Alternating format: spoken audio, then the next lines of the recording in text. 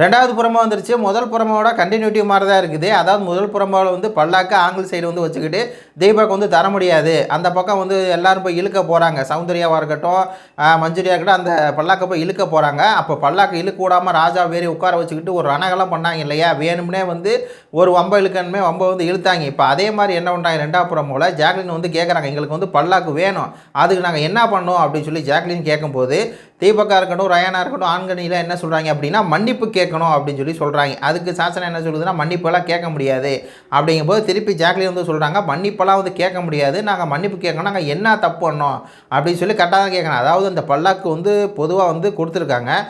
ஆண்கள் சைடு இருந்து அந்த ரணவை கொண்டு போய் அங்கே வச்சிட்டாங்க. வச்சதுக்கப்புறம் பல்லாக்கை கொடுக்கணும்ல பெண்கள் சைடு.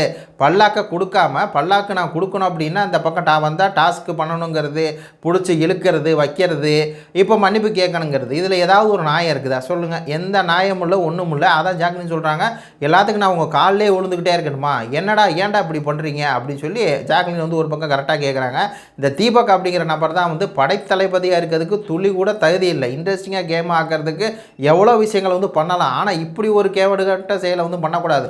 உடனே இவங்க எல்லாம் என்ன வீடியோ போடுறாங்க அப்படின்னா, தீபக் பார்த்தீங்களா அப்படியே அறுத்து தள்ளி விட்டார், கிளி தள்ளி விட்டார், ஒரு இலவும் பண்ணாமல் சுத்த வேஸ்ட்டு பீஸு. அதுக்கும் இந்த ஐடியா முத்துக்குமனோட ஐடியாவாக தான் இருக்கும். இந்த ஆள் சும்மா ஒரு டம்மி பீஸாக தான் இருப்பான் எப்போயுமே, அது தெரியும் இல்லையா தளபதி அப்படின்னு சொல்லிட்டு அந்த பொறுப்பு கொடுத்துட்டாங்க. நல்லா அதாவது எவன் நல்லா டாஸ்க் பண்ணுவானோ அவனுக்கு ஒரு பொறுப்பை கொடுத்தா அவன் இறங்கி வேலை பார்ப்பான். ஒன்றுத்துக்காக தீபக் கொடுத்துட்டு அது விளங்காமல் தான் இந்த சுவாரஸ்யமே இல்லாமல் தான் இந்த டாஸ்க் போகுது அப்படிங்கிறது அப்பட்டமாக போச்சு. உடனே ராணி கட்டுது, எனக்கு பல்லாக்கும் தேவையில்லை, ஒன்றும் தேவையில்லை, நான் அந்த பக்கம் போகவே மாட்டேன், ஐயோஹோ அப்படி சொல்லி அந்த ராணி அப்படிங்கிற சாசனா வந்து கத்துது.